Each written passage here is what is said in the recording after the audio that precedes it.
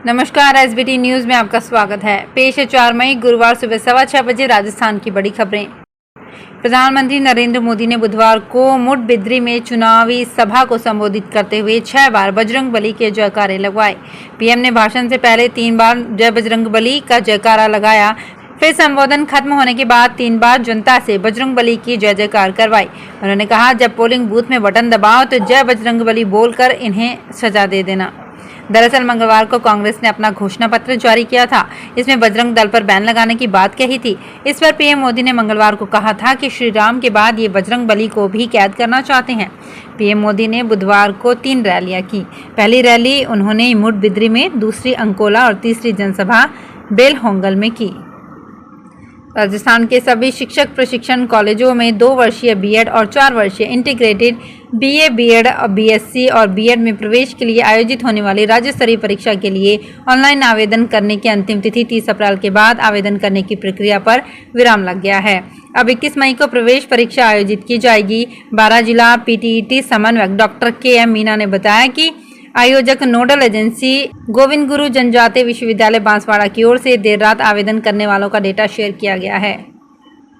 जयपुर में बुधवार को दिन दहाड़े 3 बदमाश 20 लाख रुपए ठग कर ले गए। घटना करीब 11 बजे चांदपोल स्थित बाबा हरिश्चंद्र मार्ग की है। बड़े बाजार में बदमाशों ने हवाला व्यापारी के पास काम करने वाले विपुल को पुलिसकर्मी बनकर रुकवाया। फिर महज 3 मिनट में रुपए ठग लिए। पीड़ित गुजरात का रहने वाला है। कोतवाली थाने में मामला दर्ज करवाया गया है। रिपोर्ट में बताया कि बदमाशों ने खुद को पुलिसकर्मी बताते हुए आईडी कार्ड भी दिखाए। इस पर विपुल ने कहा, ये पैसा सेठ विशाल का है। बदमाशों ने पैसा मौके पर रखकर सेठ को बुलाने को कहा। विपुल पुलिस को देखकर डर गया। पैसा मौके पर ही रखकर सेठ को बुलाने निकल गया। इसी दौरान बदमाशों ने अपनी बाइक स्टार्ट की, रुपए से भरा बैग लेकर फरार हो गए। पीड़ित दोबारा मौके पर पहुंचा, वहां पर कोई नहीं मिला। वो समझ गया कि उसके साथ ठगी की वारदात हुई है। पीड़ित की शिकायत पर कोतवाली थानाधिकारी सहित एसीपी कोतवाली नरेंद्र सिंह मौके पर पहुंचे। रांची की एमपी एमएलए कोर्ट ने राहुल गांधी की कोर्ट में पेश होने से छूट देने की याचिका खारिज कर दी है। रांची में प्रदीप मोदी नाम के व्यक्ति ने राहुल के मोदी सरनेम वाले बयान के खिलाफ मानहानि का मामला दर्ज कराया है। राहुल ने इसी मामले में कोर्ट में पेश न होने की छूट मांगी थी। राजस्थान में भी कई जगह हेलीकॉप्टर से बारात ले जाने एवं दुल्हन को घर लाने के समाचार पढ़ने सुनने को मिलते हैं, लेकिन इसके विपरीत भोपालगढ़ क्षेत्र में 51 ट्रैक्टरों के साथ निकली बारात हर किसी की जुबान पर चर्चा का विषय बन गई है।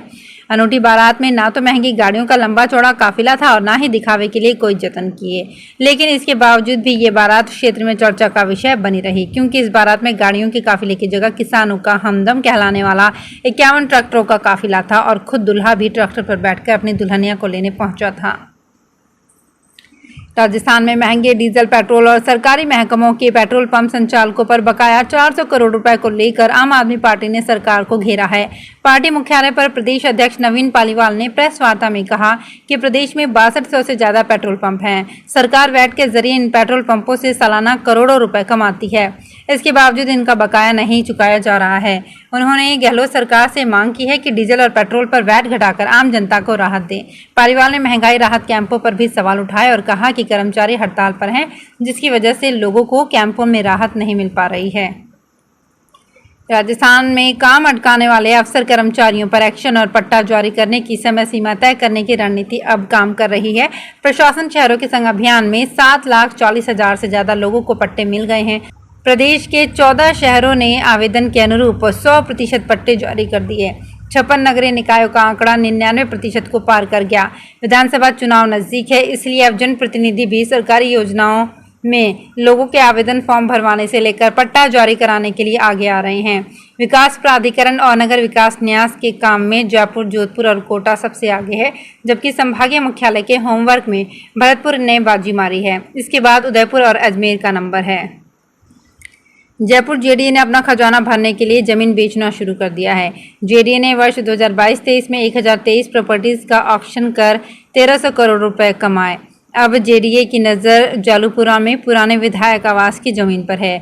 जेडीए ने इस जमीन का ऑक्शन करने की तैयारी शुरू की। इससे जेडीए को करोड़ों रुपए की आय होने की उम्मीद है। जेडीए ने पिछले 5 वर्षों का रिकॉर्ड तोड़ते हुए वर्ष 2022-23 में 1023 प्रॉपर्टीज का ऑक्शन किया।